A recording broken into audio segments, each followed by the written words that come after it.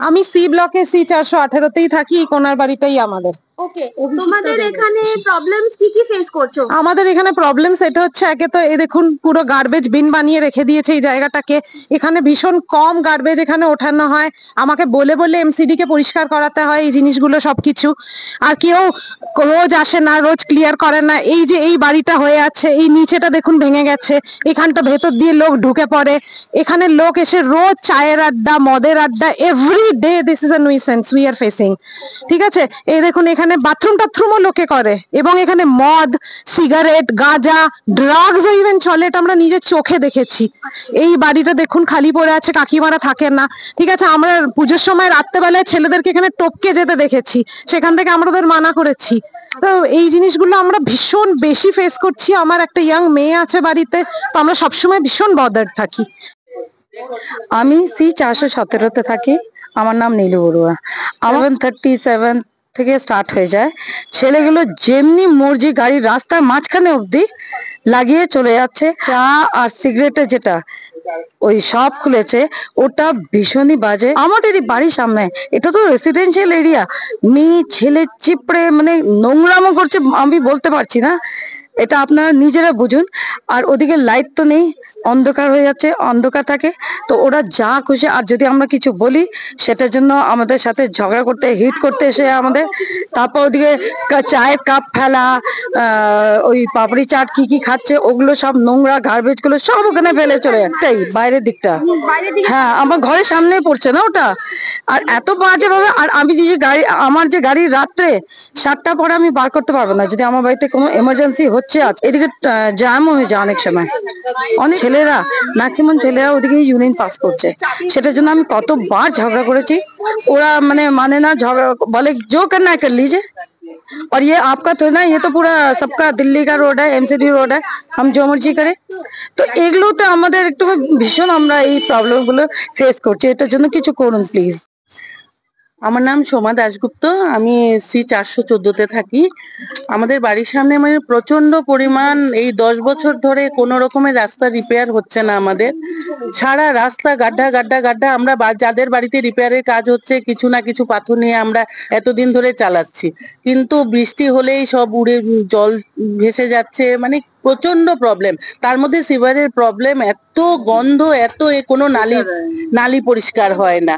তার উপর আমাদের প্রত্যেকের বাড়ির সামনে এসে ছেলে মেয়েরা দাঁড়িয়ে কি যে সিগারেট খায় না স্ম্যাক খায় কি করে, মানে প্রচন্ড একটা স্মেল আসবে। আর সারাক্ষণ রাত্রি 11টা, 11:30 পর্যন্ত দোকানগুলো খোলা, চায়ের দোকান খোলা, সিগারেটের দোকান খোলা, সব খোলা। আর এইভাবে আমরা মানে এতদিন ধরে সাফার করছি।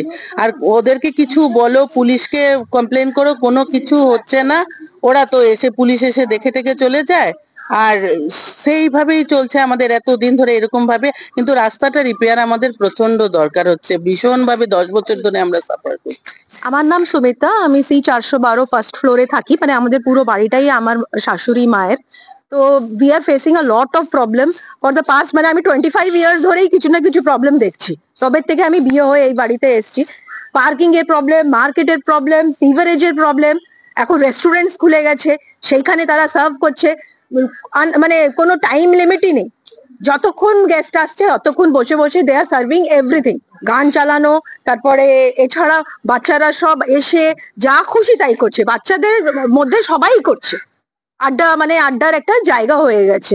আর আমরা যখন কিছু প্রোটেস্ট করি কিংবা আমরা বলি যে আমাদের গাড়ি বার করতে হবে ইয়া গেট আমাদের ব্লক করো না, তো ওরা উল্টো আমাদের উপরে হাইপার হয়ে আসে আর আমাদের সঙ্গে ঝগড়া করে। হ্যাঁ, এই রাস্তাটা তো সবারই, হ্যাঁ আপনার বাড়ি তো কি হয়েছে। হ্যাঁ, তো we are facing a lot of problem, খুব হ্যারাসমেন্টও হয়, এক এক সময় তো ঝগড়াও হয়ে যায় ছেলেদের সঙ্গে। আর ওয়াইফদেরকে যে ওখানে কন্ট্রোল করতে হয় দ্য হোল এনভায়রনমেন্ট। তো এখন এটার কিছু না কিছু তো সলিউশন চাই। আমি রিনা সেন, C416তে থাকি। আমাদের এখানে 10 বছর ধরে দেখে যাচ্ছি গাড়ির পার্কিং এর ভীষণ প্রবলেম আসছে, এবং বাইরে থেকে যেসব ছেলেমেয়েরা সেখানে আড্ডা মারছে ওদেরকে কিছু বলা যায় না। গাড়ি যদি একবার বার করলাম তো আর ঢোকাতে পারি না।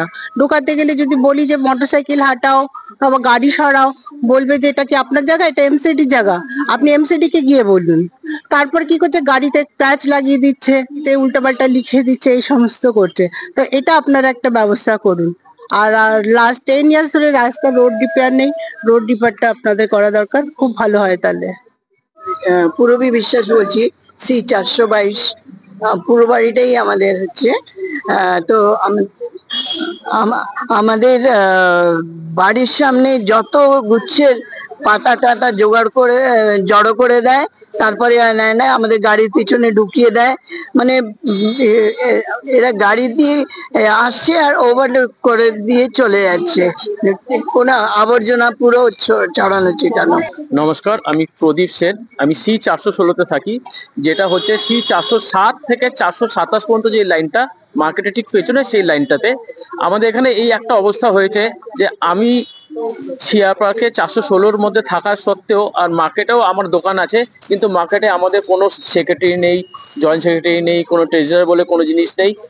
ওরা কোনো কন্ট্রোলই করতে পারছে না। মার্কেটের ঠিক পেছন দিকে এত দোকান হয়েছে, আর সব ইলিগাল দোকানগুলো, এই দোকান হওয়ার কোনো উপযুক্তই না। আর আমরা মনে হচ্ছে যেন আমরা গোবিন্দপুরীতে থাকি, আমরা শিয়া পার্কের উপযুক্তই না মনে হচ্ছে।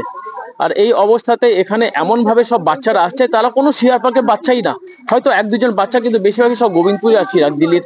আর ওদের মানে ওয়ে অফ টকিং আর ওদের লিভিং স্ট্যান্ডার্ড এত লো, ওরা আমাদের সাথে ঠিকমতো কথা বলতে পারে না। ওরা এত বিচ্ছিন্ন আমাদের সাথে কথা বলে, কথা ঝগড়া করতে আসে।